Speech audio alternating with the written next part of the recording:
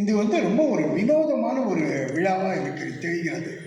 என்னுடைய வாழ்நாளில் நான் விஞ்ஞானிகள்னால் எனக்கு தெரிஞ்சது ஐன்ஸ்டீன் கூட பார்த்துருக்கேன். நான் விஞ்ஞானின்னா ஐன்ஸ்டீன் தாங்க. ஐன்ஸ்டீன் மாதிரி இப்போ அவர் விஞ்ஞானி இவருக்கும் கொஞ்சம் லேசாக ஐன்ஸ்டீன் மாதிரி இருக்கார், அது ஹேர் ஸ்டைல் தான்.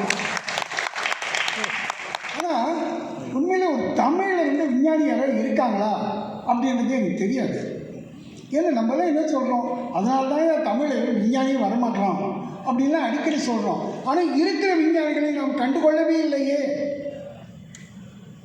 நம்முடைய குழந்தைகளை எல்லாம் படிக்க வைக்கிற போது விஞ்ஞானிகளாக வளர வேண்டும் என்றால் முதலில் அவர்களுடைய கியூரியாசிட்டியை வளர்க்க வேண்டும்.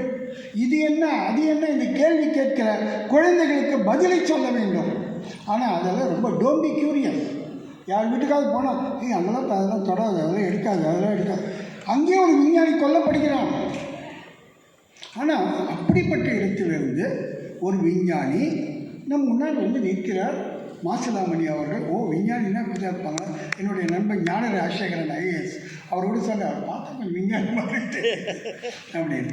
அப்போ விஞ்ஞானிகள் ஒரு விசிபிள் சயின்டிஸ்டில் விசிபிள் சயின்டிஸ்ட் விஞ்ஞானிகள் இந்த சோதனை கூடத்தை விட்டு வெளியே ஜனநாயகத்தை பற்றி கவலைப்படுகிறார்கள் என்று சொன்னால் தமிழுக்கு நல்ல காலம் தொடங்கிவிட்டது என்றார். நாம் எல்லோரும் இங்கே ஒரு சிலை வைக்க வேண்டும் என்று சொன்னால் கண்ணகிக்குத்தான் சிலை வைக்க நினைக்கிறோமே தவிர மணிமேகலைக்கு சிலை வைக்க நினைப்பதில்லை. ஏன்? மணிமேகலை தான் ஒரு இன்றைக்கு மணிமேகலை உயிரோடு இருந்தால் மணிமேகலை ஒரு மதர் தெரேசா மாதிரி ஒரு நோபல் பரிசு பீஸ் பிரைஸ் கொடுத்துருப்போம் நம்ம. ஏன்னா ஒரு பெண் துறவி அவள் பசிப்பினியை ஒழிக்க வேண்டும் என்பதற்காக பாடுபடுகிறாள்.